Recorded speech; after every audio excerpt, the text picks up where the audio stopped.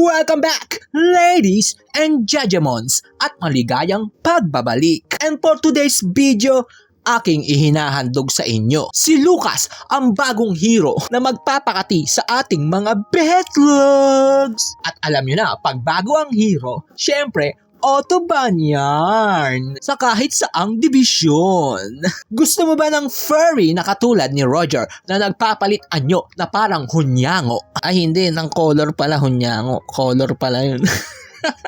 Abay, ito na ang hero na para sa'yo na merong burst damage. Ang makatimbuni ni Lucas. Moving on sa kanyang passive skill na tinatawag na Hero's Resolve. Ang passive skill na ito ay kusang nadadagdagan at kada may nasasaktan siya na enemy hero, nadadagdagan ang resolve bar niya. Yan yung mga gusto nyo, yung mga sinasaktan kayo, mga masokista kasi kayo. Ang ina nyo, mga gago. At ito ang kanyang kailangan para makapag-transform siya sa Nine-Tailed Fox or Nine-Tailed Lion. First skill, ang tinatawag na Flash Combo o Quickie Combo.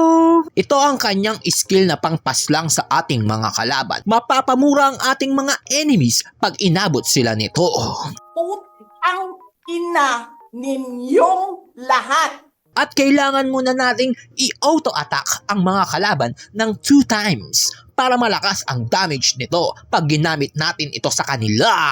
Sheesh! Apakaangas! Second skill, ang tinatawag na Flash Step. Isang dash na abilidad na panghabol at pangtakas sa ating mga kalaban at lalakas ng 1 time ang kanyang basic attack. Pagtapos niya gamitin ito ay mapupunta siya sa likod ng kalaban pag nag-basic attack siya.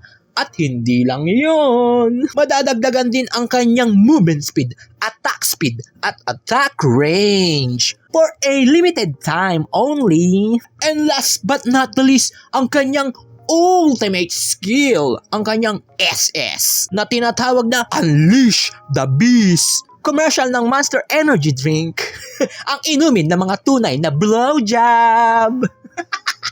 Si Lucas ay magpapalit ng anyo at magiging si Mufasa siya at madadagdagan at hahaba ang kanyang first skill at second skill. Hahaba yung casting range, no? Hindi yung kanyang edits. At hindi lang yan, pwede pa niya ulit gamitin ang kanyang SS at siya ay titira ng isang malakas at malupit na Kamehameha sa target direction at sasabog ito 3 times. Pro tip! Ano ang item build na kailangan natin gawin para kay Lucas? Well, kung ako ang inyong tatanungin, isa lang naman o dalawa. Isang cooldown reduction at isang damakmak na HP. Because dahil kailangan nating mabuhay sa teamfight para makapag-produce ng maraming damage. Dahil paano natin mapapatay ang kalaban, paano tayo babawas kung patay na tayo. That's all for today, folks, at maraming salamat sa panonood at pagsubaybay. Ingat! Paalam! Pulis na hubad, 20 años labas burat. 君のせいで私を臆病くたこいつかない君のせいだよ